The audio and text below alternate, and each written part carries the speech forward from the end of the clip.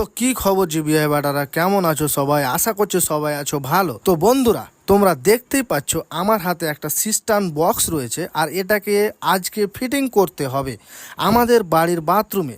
আর এটা ফিটিং করার জন্য কিছু সামানের প্রয়োজন, তাই বেরিয়ে পড়লাম হার্ডওয়্যার দোকানে। আজকের ওয়েদারটা বেশ ভালোই ছিল, সকালবেলা হালকা বৃষ্টি হয়েছিল, তাই ওয়েদারটা বেশ ভালোই ছিল।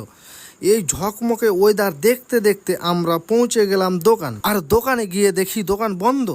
আজকে বৃষ্টি হয়েছে, তার জন্য হয়তো দোকান খুলেনি। দোকান যেহেতু খুলেনি, তাই আমরা ভাবলাম চা খেয়ে আসি। তাই আমরা বেরিয়ে পড়লাম চা খাওয়ার উদ্দেশ্যে মহানন্দা ব্রিজ। আর চায়ের দোকানে এসে দেখি আমার দুটো বন্ধু কচুরি মিষ্টি খাচ্ছে, তাই আমি লোভ সামলাতে না পেরে ওদের কাছ থেকে কেড়ে পক করে খেয়ে ফেললাম। তারপর আমাদের চা চলে আসলো, চা নিয়ে বাইরে চলে এলাম চা খেতে খেতে মনোরম পরিবেশ দেখার জন্য।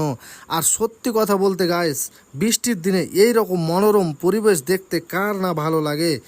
The next day. তো বন্ধুরা, আবারও চলে আসলাম দোকানে। আমাদের যা যা সামান লাগবে আমরা নিয়ে নিলাম।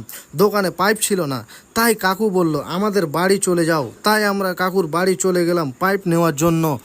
পাইপ টাইপ নিয়ে আমি সোজা চলে এলাম বাড়ি, আর বাড়ি এসে আমরা কাজ শুরু করে দিলাম। তারপর আমরা সিস্টার্ন বক্সটাকে ভালো করে সেটিং করে দিলাম। তারপর আমাদের বেসিন লাগানোর কাজ ছিল, তাই আমরা বেসিন লাগানোর পাইপ টাইপ কেটে কুটে ঠিকঠাক করে দিলাম। আর বেসিনটাকে ভালোভাবে রাখার জন্য আমরা একটু গর্ত করে গর্তর ভিতরে একটু ঢালাই করে দিলাম।